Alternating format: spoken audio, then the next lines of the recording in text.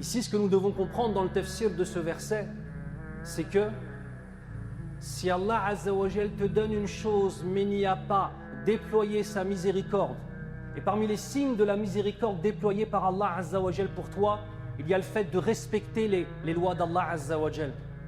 Celui à qui Allah Azza wa Jal a donné l'argent et que celui-ci l'utilise dans le bien et selon la charia d'Allah Azza wa Jal. Celui à qui Allah Azza wa Jal a donné des enfants et qu'il n'en fait pas sa divinité, mais il les éduque sur la ilaha illallah. Celui à qui Allah Azza wa Jal a donné la santé et qu'il utilise sa santé pour aider son prochain, pour adorer son Seigneur et pour établir la ilaha illallah partout où il est.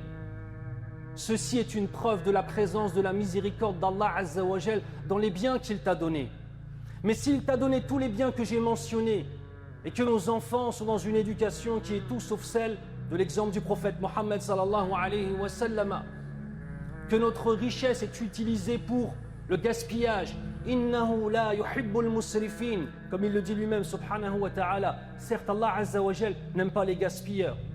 Si on prend les bienfaits d'Allah Azza wa Jal, qu'on prend la santé qu'Allah Azza wa Jal nous a donnée, la beauté pour certains et certaines qu'Allah Azza wa Jal leur a donnée, et qu'on l'utilise dans l'illicite, cela fait partie des signes que cette chose que tu as entre tes mains n'a pas été recouverte par la miséricorde divine. Et s'il n'y a pas de miséricorde divine dans la ata, dans ce qu'Allah Azza wa Jal t'a donné, alors sache que c'est une épreuve qu'Allah nous préserve. Il n'y a pas de détresse avec la miséricorde d'Allah Azza wa Jal. Il n'y a pas de détresse. On ressent des choses, je ne dis pas le contraire. On ressent le cœur qui est serré, je ne dis pas le contraire.